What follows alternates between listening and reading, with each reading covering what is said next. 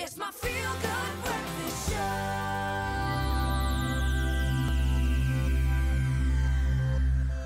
Welcome back. It's your Feel Good Breakfast Show, live, large and in charge on this Thursday morning. Now, when it comes to putting humans on Mars, one of the biggest challenges is the atmosphere. Why, you ask? Well, it's not possible to breathe the air on Mars, and for years, scientists have been trying to figure out how they would go about terraforming the planet, which essentially means changing the atmosphere to be more Earth-like. Now, research has been released that tells a very grim tale, and that perhaps we might never actually be able to do this. And here to fill us in is outreach astronomer Dr. Daniel Cunnama. Always great to have you here with us, so informing us on the latest news, especially with regards to Mars, the pursuit still ongoing.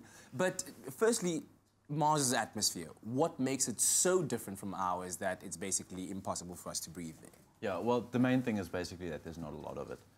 So there's not a lot of air on Mars of any description. There's about 1% of the atmosphere there is here on Earth. Wow. So we're surrounded by a lot of gas, oxygen, nitrogen, carbon dioxide.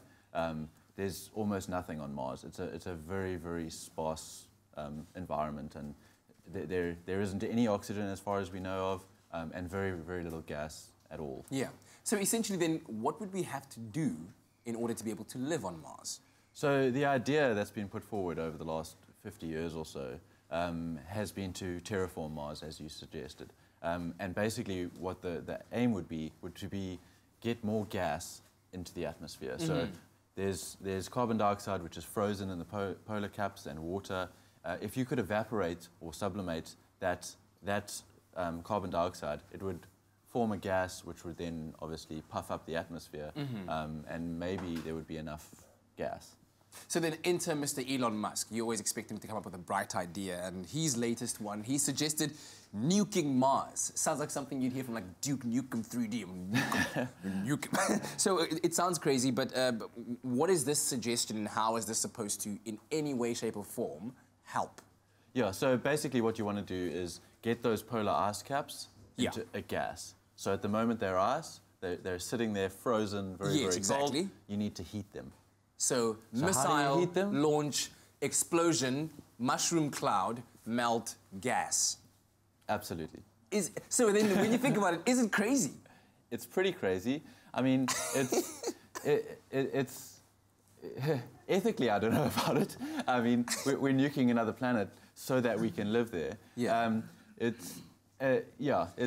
kind of seems like we're starting an interplanetary war, and we don't want to be on the other side when we don't know who we're fighting. I mean, in case Martians are real and whatnot, but okay. So, but then why does this research then say we might never be able to change anything that might be able to help us live on Mars in case we need another colony? So the main presumption with this whole plan of nuking the polar caps and things is that there is enough carbon dioxide and other gases locked up there, frozen, which we can heat and make enough atmosphere. Yeah. So what these scientists have done is they've monitored the planet for 20 years, and they've tried to calculate how much carbon dioxide is locked up there, how many other gases, things like that.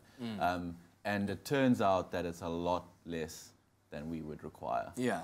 So you would be able to get the atmosphere up to about 5% of Earth's atmosphere if you manage to make it all into a gas, which is nowhere near enough, basically. Yeah. Maybe it's just about time we started accepting the reality that within our own solar system, we are a very unique planet, and we need to go about another 250 light years that way and find something else there.